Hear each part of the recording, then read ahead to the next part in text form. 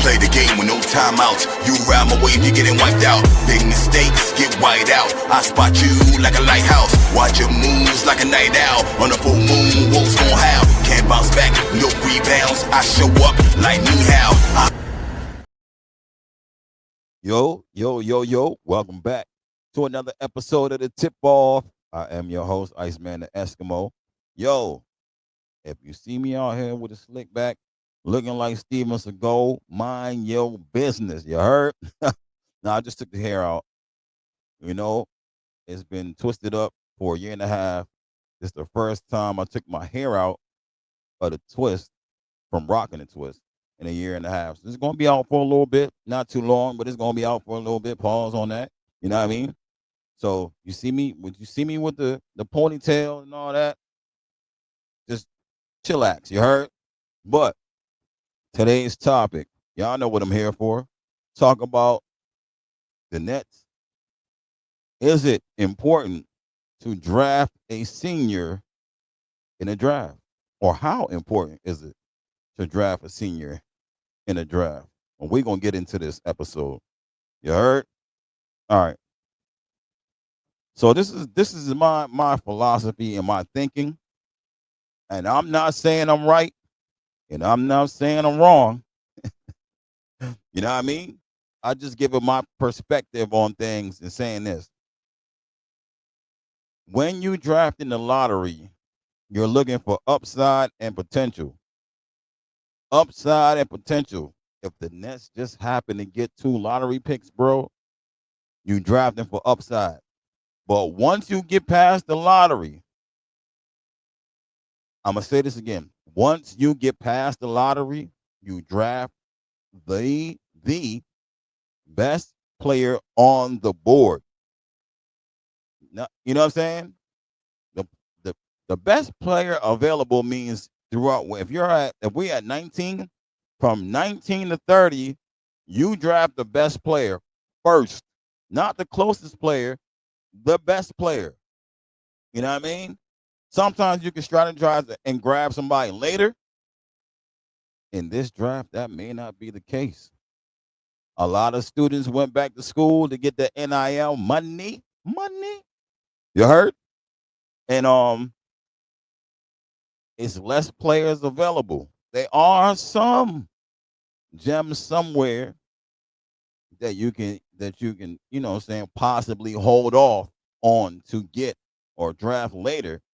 But technically, in this first round, you gotta draft the best way possible. You gotta grab the best player of whatever number you land at, which is 19 for us. You gotta from there. You better grab the best player on the board. Like I said, not the closest player on the board. The best player on the board. That means freshman, sophomore, junior, senior. It doesn't matter. 5 years don't matter. The best player on the board. That's who you want to grab.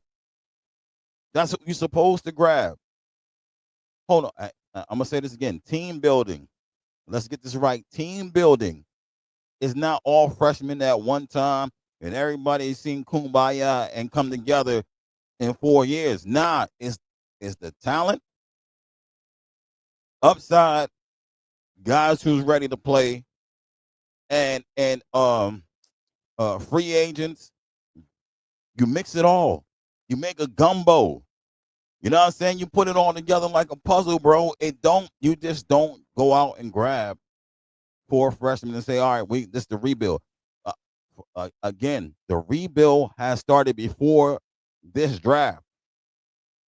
Again, I'm gonna let y'all know the rebuild started before this draft. We already have like the 4th or 5th, whatever it is, youngest team in the NBA. The rebuild already started. Y'all know what we do not have on this team is guys that are on their way to be stars. And that's what you're looking to get. And you're still looking to build a team. If you can replace a Tyrese Martin, if you can replace a Keon Johnson, right? Even a growing Noah Clowney. and still keep Noah on your board, on your team? That's what you're looking to do. If you can replace a Dayron Sharp or a Nick Claxton with someone better, that's what you're looking to do. Also, looking to grab the players with the upside in the lottery. That's what the lottery is for. You know what I'm saying? You got to choose and you got to pick right. But again, once you get past 19, once you get past the lottery, I ain't saying 19. Once you get past the lottery, you are picking the best player on the board. That's how you build your team. That's how you want to build your team. You don't leave players, the best player on the board, and say, "Oh, no, the Celtics or Atlanta could get them." Nah, we don't need them. You don't give other teams the best players, and then you wonder why we don't have no, you know what I'm saying, top notch, nice players, because fans want to give the good players to somebody else. Nah, you draft the best player available. Just for example, just for example, just for example, 19, right? Right now we're at 19, says Thomas Sorber. Thomas Sorber, freshman, right? We're at 19. So I'm going to just say from 19, who's left on the board? Thomas Sorber, Rasheer Fleming, Nolan Trayor, Danny Wolf, Cedric Coward has moved up on the draft board, Joan Berger, Walter Clayton, Will Riley, Noah Pender, Ryan Kalkbrenner, and Max Raynard went back into 34. Why they switch it up? They made a mistake or something. But anyways, so out of those, you want to pick the who do you think is the best player out of those? Like, you're not talking about with upside, and you know what I'm saying. Once you get here and you saying, I think Cedric Coward is the best player on the board, so I'm taking Cedric. You're not looking for, oh, we need to center Thomas Sorber's right there, we grab him. That's not what you're looking to do, right? Or you can say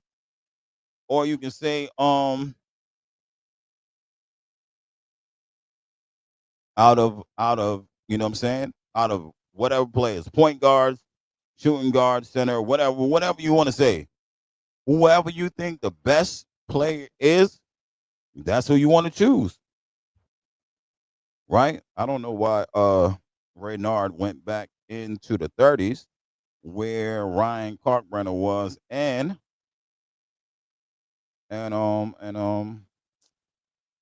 where's he at? Hanson Yang moved back too. So something's going on with the draft board on Tankathon. They moving players around. I'm not worried about that, right? So what I want to say is, y'all get my drift.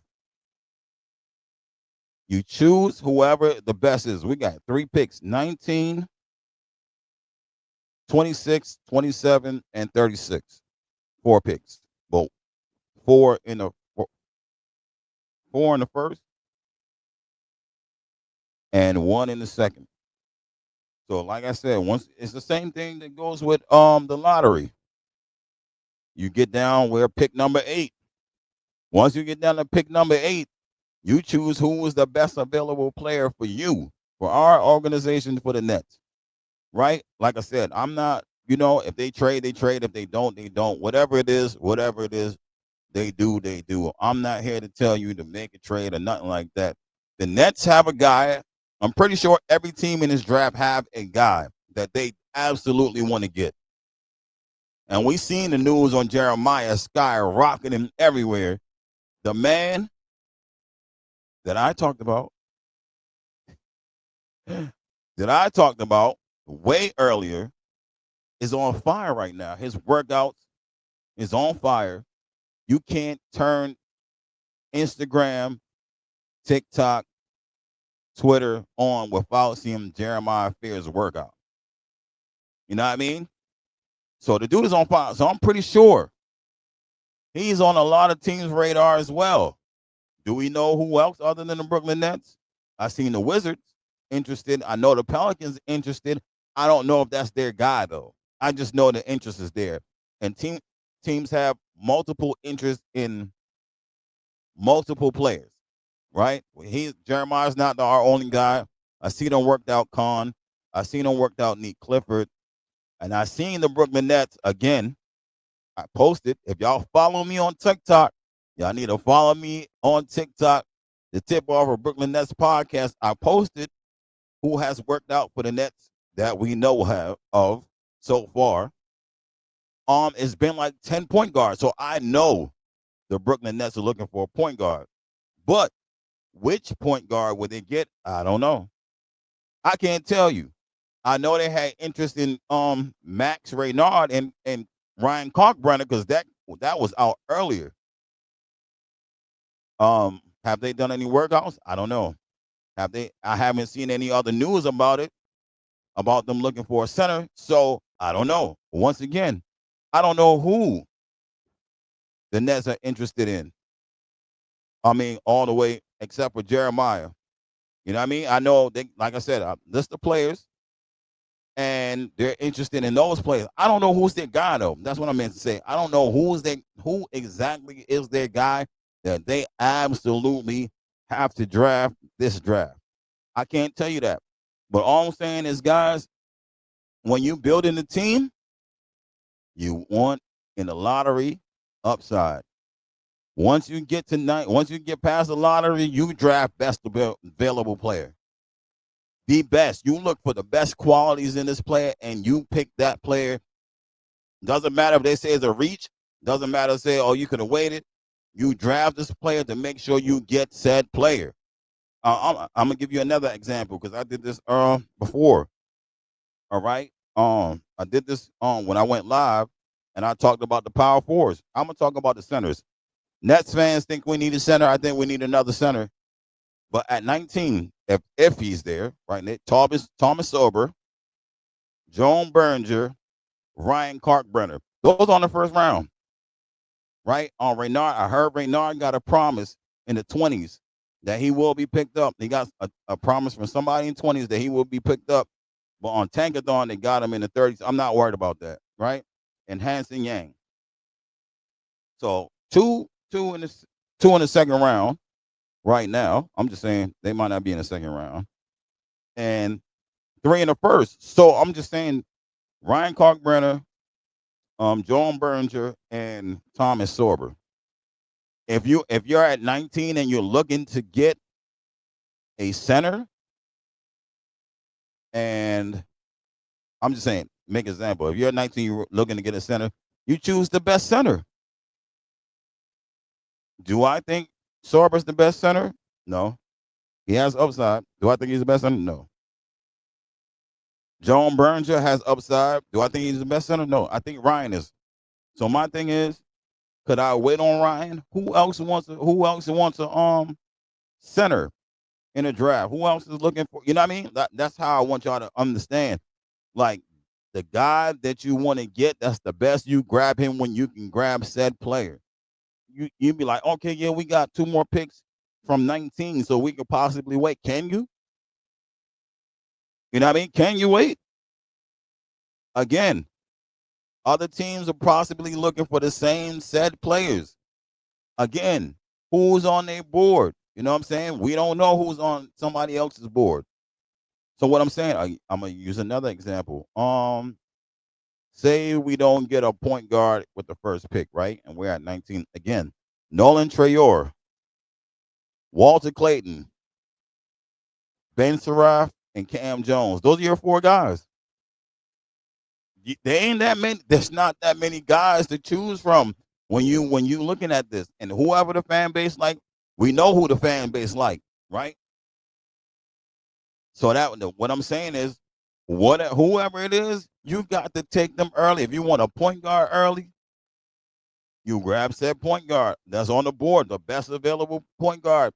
You don't wait till you get all the way to the bottom, like, he'll be there. You know what I'm saying? It might be possibility, but from 19 to 26, that's a nice little gap for somebody to scoop one of those or 2 of those players that you want.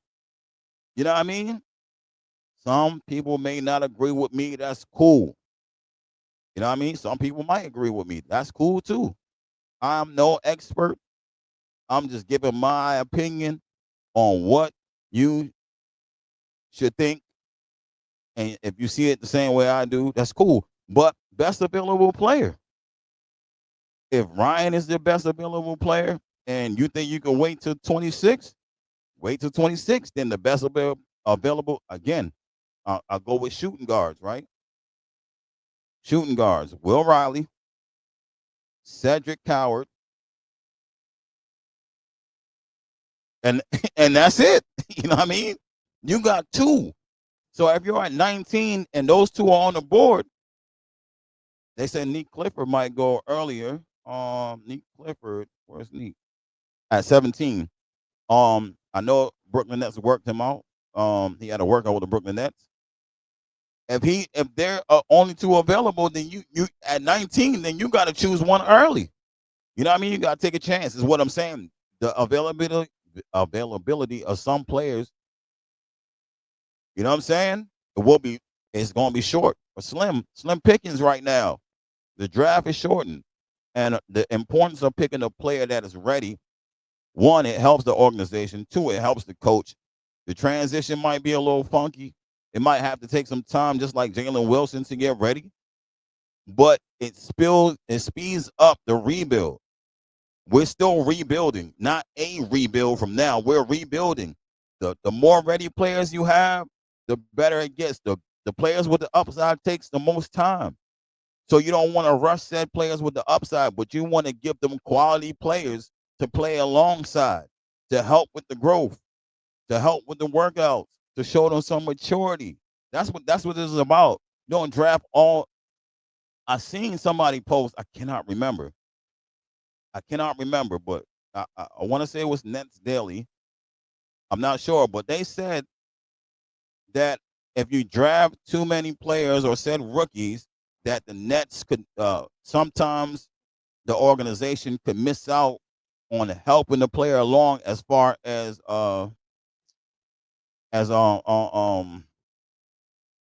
what's the word I'm looking for? As far as growth, and damn, I can't think of the word right now. Right? But as far as growing in the league, you can actually miss out and not help this player to as potential as much potential as they had to grow. So you can, you know what I'm saying, accidentally miss out on doing that for a player, and it wouldn't be good. So that's why sometimes you gotta grab said mature players, seniors that doesn't have too much upside, but can become decent or good NBA players. You know what I mean? So y'all get what I'm saying. You gotta grab these players when they are available. Waiting in this draft um depends on, you know what I mean, on what what what position on the court you want to draft and where do you want to draft them. Said players might not be available. You know what I mean? You might have to take, if you really like somebody from the second round, you might have to draft them in the first round. You know what I mean? You might be able to draft somebody from the second round in the first round instead of waiting. It all depends. I do not. Again, I don't know what the Nets want to do. I don't know who the Nets want to draft. I know who the Nets fans like. I know who I like, who I think has potential to be on this team and be a good player in the NBA. You know what I mean? And I and a player. You know what? I'm gonna just say this: Max Reynard or Ryan Clark-Brenner. One of those set centers, they gotta be on his team. And I heard Hanson Yang on a podcast. They said Brooklyn Nets should not leave the first round without Hanson Yang, a center. When do you draft said center? I don't know. I like Hanson Yang. Excuse me. I still think he's slow, but he has enough skill. He showed improvement. He's young enough. Block shots. I don't know if he'll be able to do that a lot in the NBA. He's not. I don't know if he'll be a rim protector. And of course, there's ways to build team. You're gonna have to put somebody next to him who can help side, weak side, block shots and stuff like that. You already know. One of those guys gotta be on the team. I really like Max. I like Hanson Yang, and I really like Raynard. Kalkbrenner.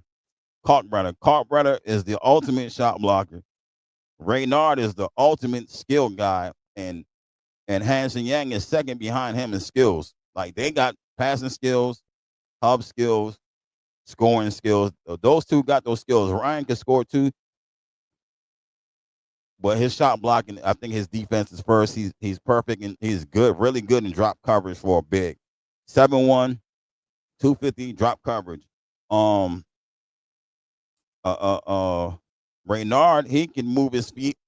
He can get beat sometimes from the wing, but he can move his feet enough that he can cover the wing at times, depending who's out there. Hanson Yang, I'm not sure what defense he's good in, but I know he's a little bit slower, so most likely he'll be in drop coverage. Like I said, they need a guy, a center with weight. If you complain about Nick Claxton and Day'Ron Sharpe is too short, all them guys are 7'1". We need one. You heard? You just got to grab the right one when it's necessary. You know what I mean?